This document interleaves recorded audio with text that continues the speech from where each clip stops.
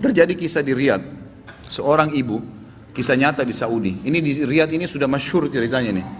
Antara seorang ibu dengan seorang TKW dari Indonesia. Ada satu ibu sudah divonis di Saudi, operasi kanker dia terakhir sebulan lagi. Kalau tidak berhasil, dianggap sudah mati dari sisi medis. Ini keberhasilannya kecil sekali, 10%, 90% mati orang ini. Sebulan lagi menurut ilmu medis.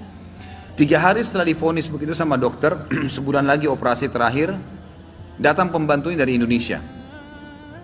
Seminggu pembantu itu kerja, bagus sekali kerjanya. Masya Allah bersihin rumah, masak segala.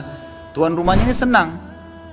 Tapi selama dia kerja seminggu, ada satu perilaku TKW ini, pembantu ini, yang selalu membuat tuannya mau nanya aja tapi nggak enak.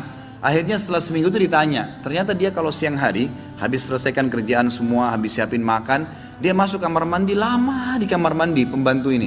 Nggak tahu buat apa gitu. Pas dia keluar dari kamar mandi, setelah seminggu ditanya sama majikannya, maaf saya mau tanya, kenapa kamu ini setiap masuk kamar mandi, lama, ngapain? Langsung nangis tiba-tiba TKW itu menangis, pembantu itu menangis. Dia tanya kenapa kamu nangis? Dia bilang ceritanya begini sebenarnya. Sebelum saya berangkat ke Saudi di Riyadh ini, 12 hari sebelumnya saya baru melahirkan.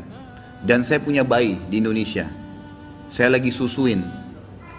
Nah saya tinggalkan karena keadaan ekonomi. Terpaksa saya tinggalkan. Visa sudah keluar, saya melahirkan, saya berangkat.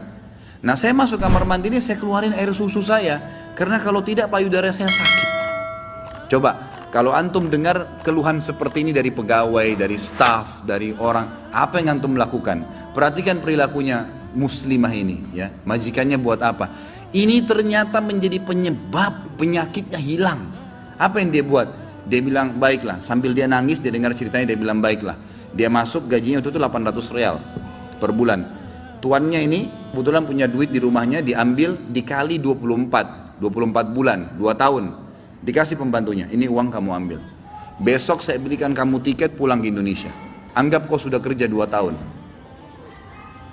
Pembantunya bilang, nggak apa-apa. Dia bilang nggak apa-apa. Anak kau lebih penting daripada saya. Urus anakmu, nggak apa-apa. Terus ada pembantunya, baiklah kalau begitu terima kasih. Kata tuannya, kalau seandainya 2 tahun kemudian habis nyusuin kamu terfikir kembali, ini nomor HP saya, dikasih, pulanglah. Pembantu kita sudah selesai nih, TKW sudah pulang Indonesia. Kita sekarang berhubungan dengan kisah ibu ini. Apa kata dia? Semenjak pembantu itu berangkat, mulai hari itu setiap hari saya menangis. Menangisnya bukan karena sedih penyakit saya merasa terharu, susah menggambarkannya, terharu betul dan bersyukur kepada Allah. Bagaimana Allah membukakan pintu itu buat saya. Saya selalu bersyukur terus sama Allah karena saya terfikir untuk kasih gaji 2 tahun. Mungkin kalau terjadi pada kita, kita bilang, baiklah kamu pulang aja minimal. Pernah gak antum terfikir kasih gajinya lengkap semua? Dia bilang, saya terharu kenapa saya bisa lakukan itu. Dan saya selalu bersyukur sama Allah, saya bisa lakukan sementara memang ini ada vonis mati dekat lagi secara medis. Dia bilang tiap hari saya menangis. Dan setiap kali saya menangis, saya merasa ada satu kepuasan dan keadaan saya lebih baik. Ringkas cerita, tiba masa operasi, ditelepon rumah sakit, disiapin semuanya alat operasi. Tiba di rumah sakit, dicek sebelum operasi, dokternya duduk setelah cek di kursi lalu bertanya, kamu berobat kemana sebulan ini? Kata ibunya, saya nggak berobat kemana-mana. Kamu tahu nggak, kanker kamu nggak ada. Sedikit pun nggak ada, akarnya nggak ada, sembuh total. Nggak mungkin terjadi secara medis. Ibu itu tersenyum lalu mengatakan, kalau betul apa yang dokter ucapkan, itu karena sedekah saya. Diceritain sama dia ceritanya, begini. Dokternya jadi nangis, dokternya bilang apa? Subhanallah, yang telah membukakan mata hati saya, ternyata yang menyembuhkan bukan obat sama dokter. Tapi siapa? Allah subhanahu wa ta'ala. Ambil pelajaran ikhwas sekalian. Ternyata amal-amal soleh itu bisa membuat kita keluar dari masalah.